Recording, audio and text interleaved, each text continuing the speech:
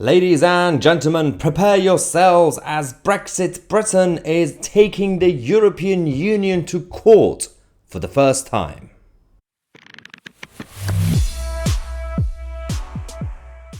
What a crazy world. Not only the United Kingdom is taking the EU to court, not only is us doing it, guess who asked Westminster to do it?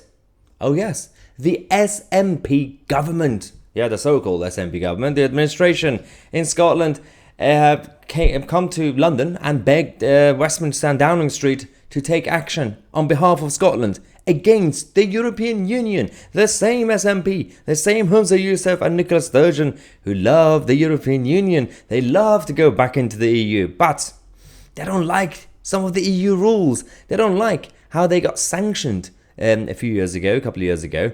And now the EU has basically sent out the details of the fines against Scotland, but they don't like it. And rightly so, by the way, rightly so. The European Union are being absolutely illogical about this. But we're going to court. International court. This is going to be funny, by the way, because ECJ are going to be involved. It's not a real court. The Scottish government under Nicola Sturgeon was forced to pay a £5.6 million fine after a 2020 audit uncovered failures with how it was administering a common agriculture policy, or CAP payments to Scottish farmers.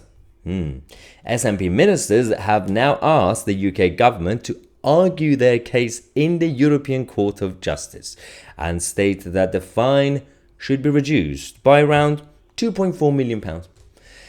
One, it's the European Court of Justice, not a real court, and we're going to lose. Yeah. Two, SNP love the Common Agricultural Policy. Thirdly, they didn't follow the rules. They played around with the numbers to protect the Scottish farmers, as they say. But now they're asking Westminster to help them. Obviously, it has to be the job of Westminster to do it, but they don't seem to be very much pro-EU right now, for foreseeable future. It's funny. It's just funny to see how things turn out in British politics. Okay, according to the provisions of the Brexit withdrawal agreement, as according to the Telegraph, the UK has jurisdictions to challenge the fines as if it was still a member of the European Union. This is because the audit was conducted before the end of the transition period. Yes.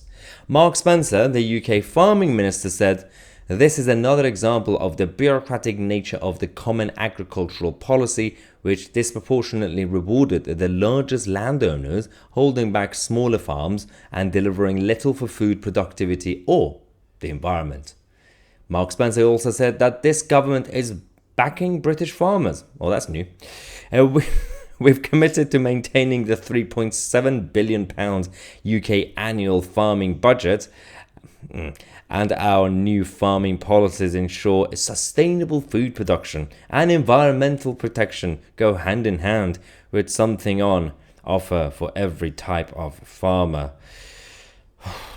Yeah, this is what we're dealing with. The British government, central government, dealing with nonsense, and the SNP government trying to cheat the system and losing. It's a little bit embarrassing. And the Europeans who are using the Euro judges to fight against us. And somehow Humza Yousaf still wants to rejoin that bureaucratic body.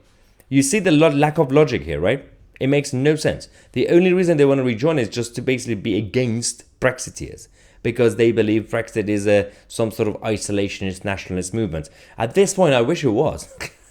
But it's not, because it's still dominated by the liberals. You still got the liberal Brexiteers who, in the name of free trade with the world, they're still giving out our sovereignty like there's no tomorrow. Whether it's the EU Defence Union or Emmanuel Macron's political community nonsense, the EU 2.0, or anything else we've done, or the deal with India that we made. None of this is actually a good idea, because we have not had the right people negotiating in our government on behalf of the British people.